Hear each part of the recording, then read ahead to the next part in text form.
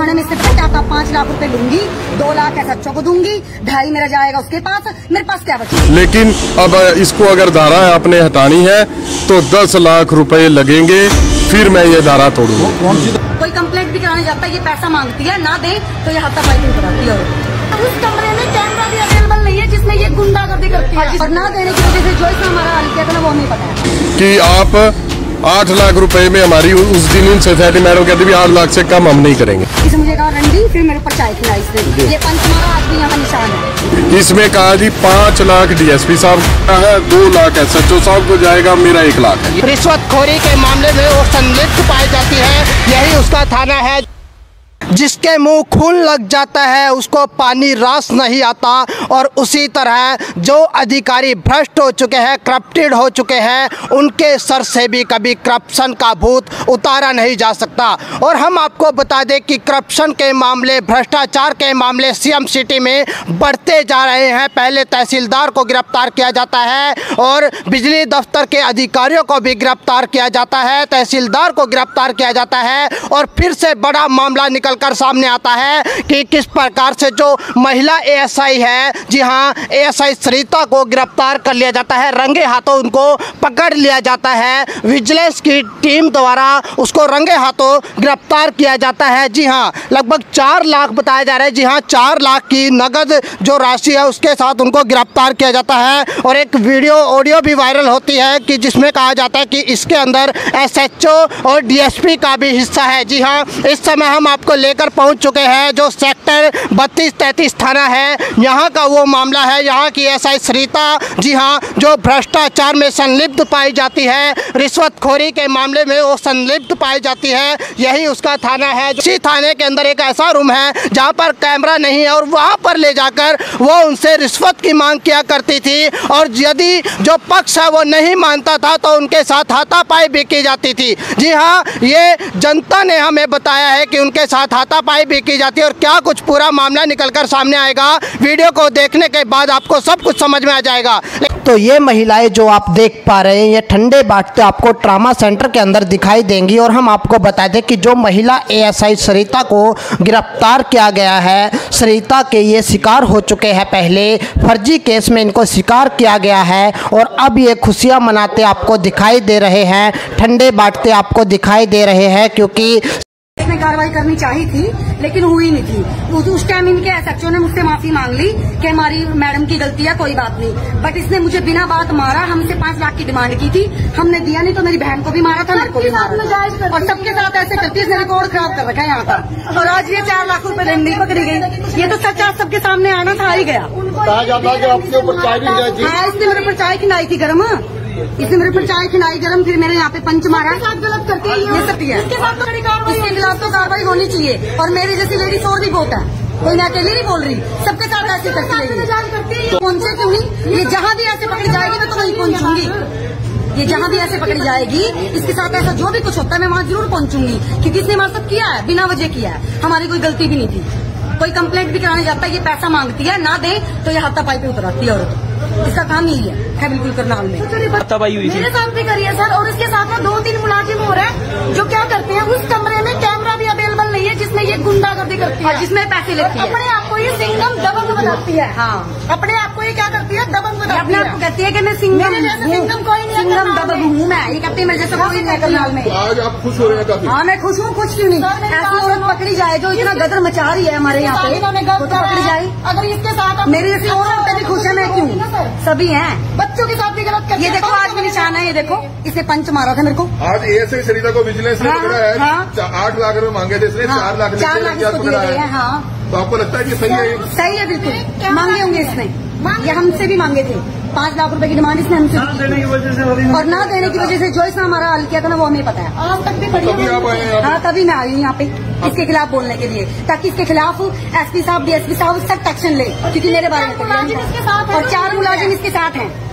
Pradeep SI है और Rajesh SI है, वो सब इसके साथ हैं। और जिस कमरे में हाथापाई करती है, पैसे देती है, वहाँ पे कोई कैमरा अवेलेबल नहीं है।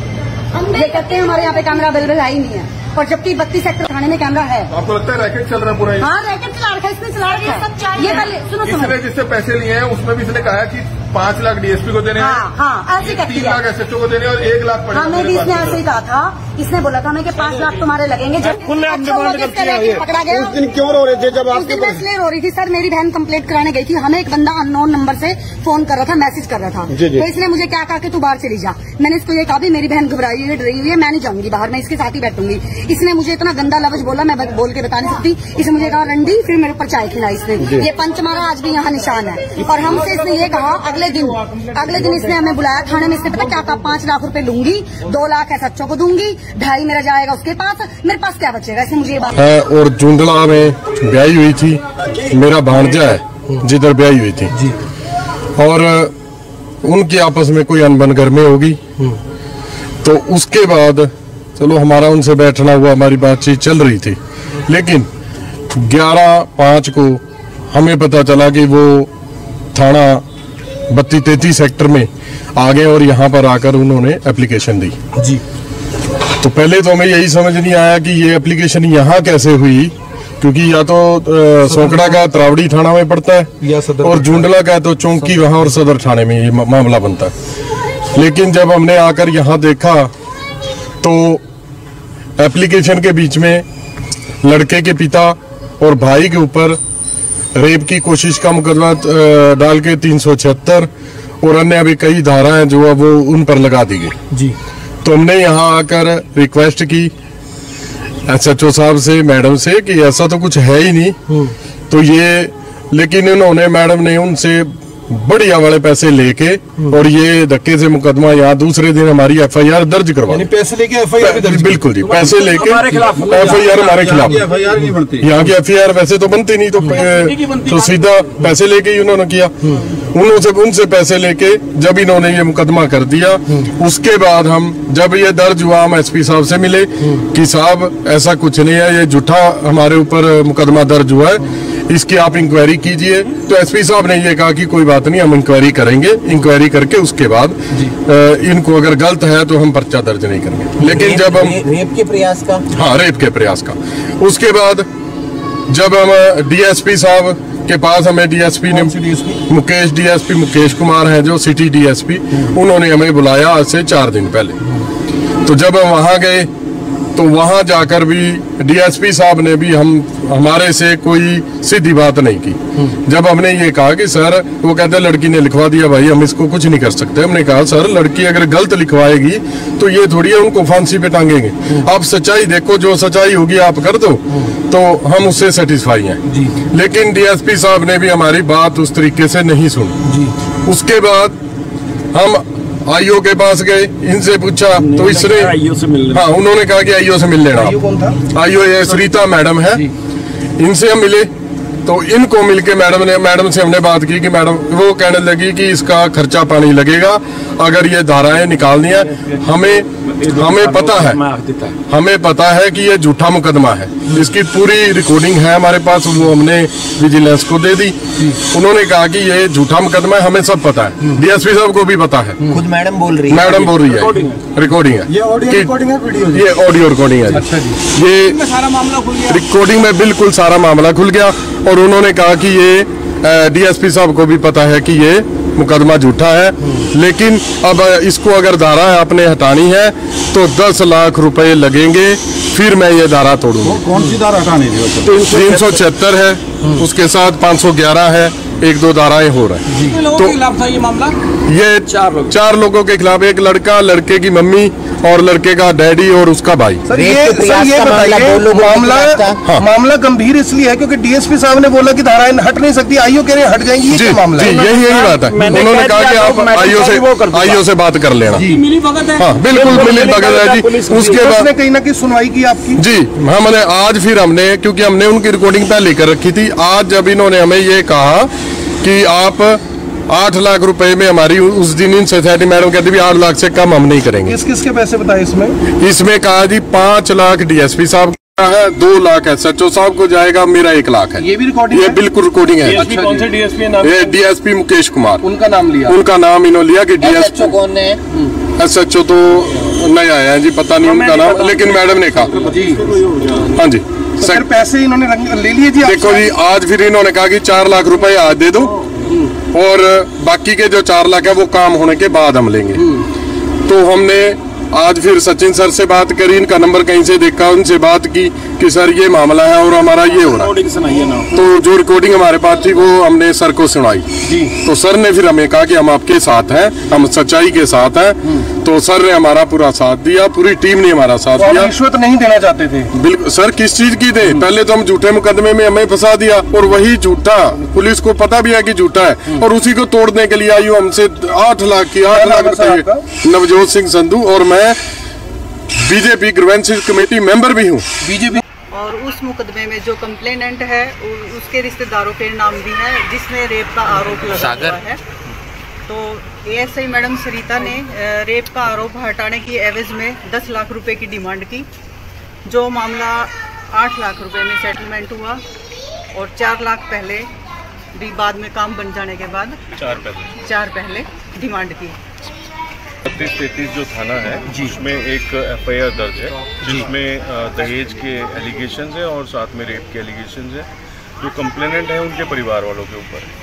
तो उन्होंने इनको अप्रोच किया था कि जो हमारे ऊपर एलिगेशन और हमारे परिवार वालों के नाम जो दिए गए हैं उनमें एलिगेशंस झूठे हैं जी, तो इसमें आप सही तरीके से जांच कर लीजिए, और रेप के एलिगेशंस जो झूठे हैं उनको आप वेरीफाई करके रिमूव करवाइए। तो ये बार बार उनको यही रिक्वेस्ट कर रहे थे, तो मैम उसको बार बार बना के कि इसमें तो खर्चा पानी लगेगा। तो फिर इन्होंने कहा जी वैसे तो झूठे ही हैं एलिगेशन, चलो बताओ फिर क्या खर्चा पानी लगेगा।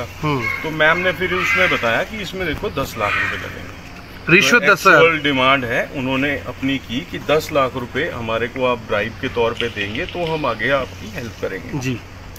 तो इन्होंने जैसे कंप्लेनेंट साइड से रिक्वेस्ट की गई, इन्होंने बताया फिर कि चलो कम कर लीजिए। फिर मैम ने नेगोशिएशन पे आते हुए उसको 8 लाख रुपए में सेटल डाउन किया जी, जो रिकॉर्डिंग में भी है ये इनके पास। और 8 लाख रुपए में भी इन्होंने पूछा कि 8 लाख रुपए मैडम आपको देंगे तो फिर हमारे को कैसे न्याय मिलेगा ये बताइए जी। तो फिर मैम ने जो इनको बताया कि 8 लाख रुपए में से DSP साहब को 5 लाख रुपए देने हैं जी, SHO साहब को 2 देने हैं, मेरे पास तो 1 ही आएगा। ये रिकॉर्डिंग में है? ये रिकॉर्डिंग में है, जैसा कि शिकायतकर्ता हमारे को बता रहे हैं जी। तो वो एक जांच का विषय है, वो करेंगे आगे जांच। अभी क्या है, जो आज इनको पैसों की डिमांड के साथ बुलाया गया था कि आप 2 किस्तों में दीजिए, 4 लाख रुपए जो हैं वो आप पहले दीजिए, 4 लाख रुपए जो हैं वो आप काम होने के बाद दे दीजिएगा जी। तो आज जो ये पहली किस्त के लिए इनको बुलाया हुआ था, इन्होंने फिर हमारे को विजिलेंस को कंप्लेंट दी है और 4 लाख के साथ उनको रेड हैंडेड सेक्टर 32 में जी इनको वहीं से गिरफ्तार किया गया जी। तो पैसे मामले में अभी अरेस्ट नहीं हुआ था। FIR ये अभी इसी मंथ में दर्ज हुई है जी। और इन्होंने एक बात और भी रखी मैम के आगे कि लड़का झुंझला से है, लड़की जो है वो सौंकड़ा की है।